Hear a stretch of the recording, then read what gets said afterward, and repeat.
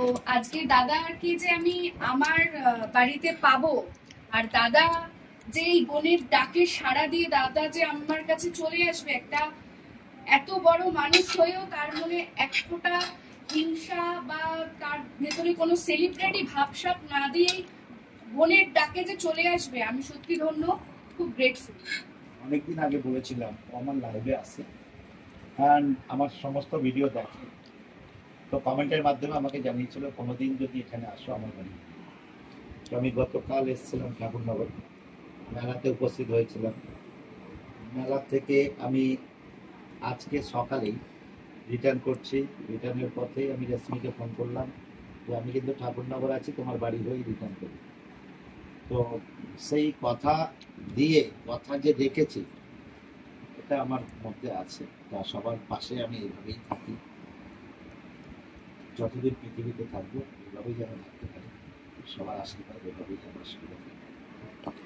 খুব ধন্যবাদ দাদাকে।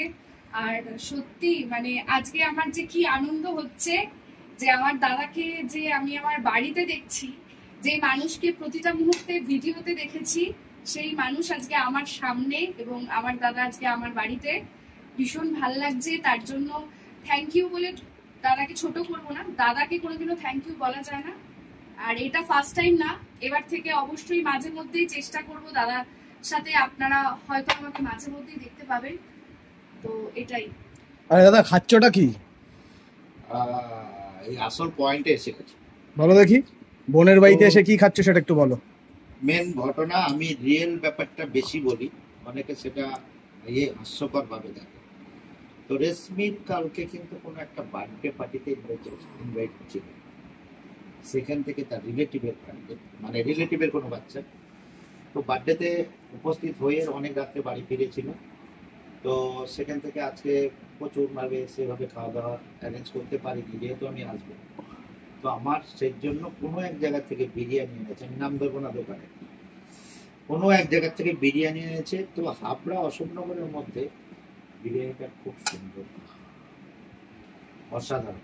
তবে এই বিরিয়ানিটা খেতে গেলে রেশমির পেজে কমেন্ট করবেন, পেয়ে যাবেন, বাট আমি বলবো না বিরিয়ানির ব্যাপারে, কারণ আমি বললে বিভৎস ভাইরাল হয়ে যাবে, এর জন্য আমার মুখ থেকে হবে না। তবে বিরিয়ানিটা কিন্তু পেয়ে যাবো, অসাধারণ। আমার জন্য ও জানে মটন খাই, এর জন্য মটন বিরিয়ানি। মাটনটা কেমন দাদা? অসাধারণ সফট মটন, একদম তুলতুলে নরম নরম।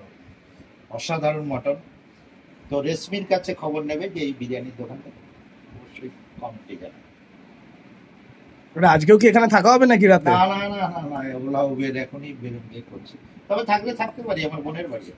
সেটাই, ঠিক আছে, একদম একদম, এটা আমার বাড়ি, এটা আমার দাদা, আমার বাড়িতে অবশ্যই। আজকে যেহেতু দাদার একটু কাজের প্রেশার আছে, তাই দাদা থাকতে পারছে না, কিন্তু আবার একদিন দাদা অবশ্যই আসতে হবে।